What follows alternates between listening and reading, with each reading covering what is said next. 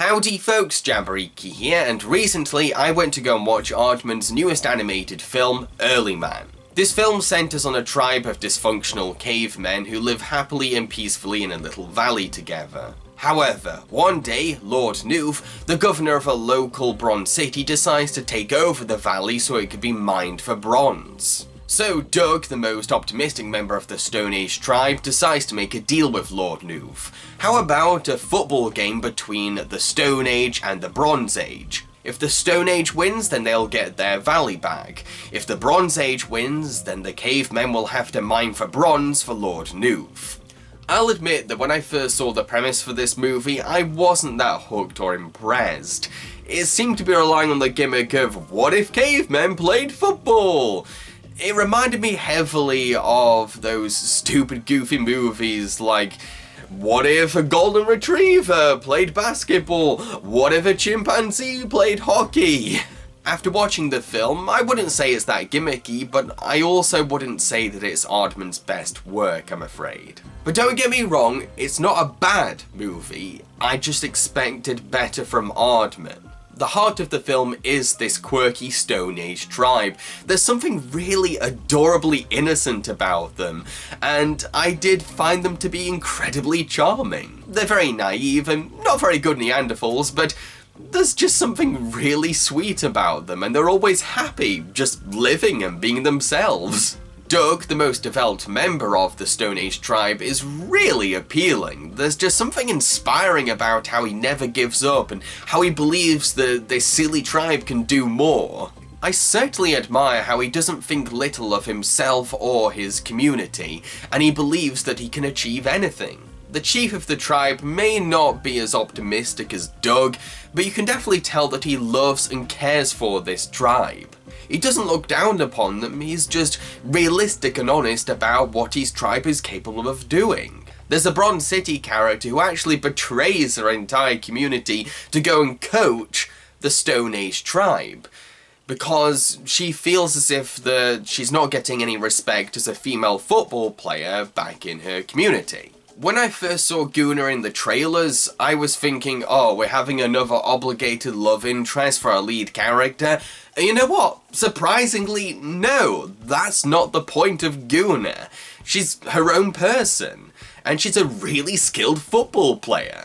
Because we've become so charmed, enamored, and inspired by this tribe of cavemen who have managed to overcome their dysfunctional personalities and develop skills as athletes, we do end up cheering them on in the game. There's this lovely camaraderie between the Stone Age tribe that really helps us to root for them. However, while I have all these praises for the tribe themselves, like I said, this is not Aardman's best work in my opinion. First of all, I didn't find it to be that funny. Don't get me wrong, it's capable of being funny, but I only laughed out loud once, twice, thrice.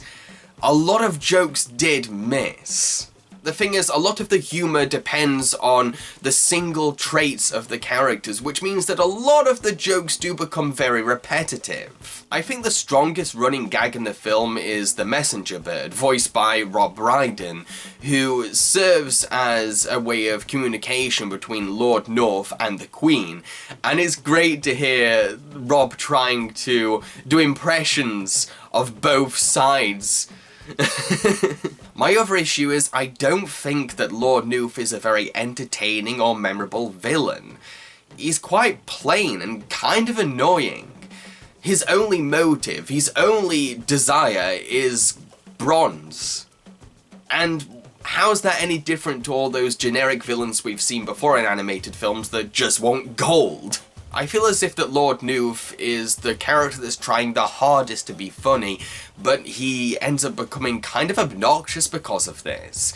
And the movie gives him way too much screen time. In addition, the film is full of sports movie cliches, particularly towards the end, so I can't really spoil them, but let's just say that if you've seen the same kind of thing again and again in sports movies, they're gonna be here as well, most likely. I just feel as if that this movie could have done with a bit of tweaking and fleshing out. There needs to be more to it, and it did feel quite short. It's an hour and 40 minutes, but it felt like it was an hour. It does fly by.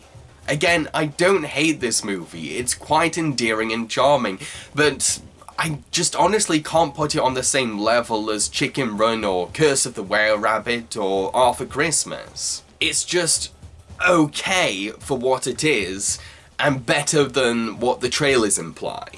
But while the movie didn't have a huge impact on me, I definitely appreciated how subtle it was with the lessons it wanted to teach. At no point did I feel like anything was heavy-handed or being shoved down my throat. The movie teaches us that our ancestors may be a part of who we are, but they don't define us, and we can progress from them, we can excel compared to them. That's a really inspiring and mature lesson to give to audiences. Respect your history, but don't let it hold you back from progressing. And the characters never spell this out to the audience. We work it out ourselves.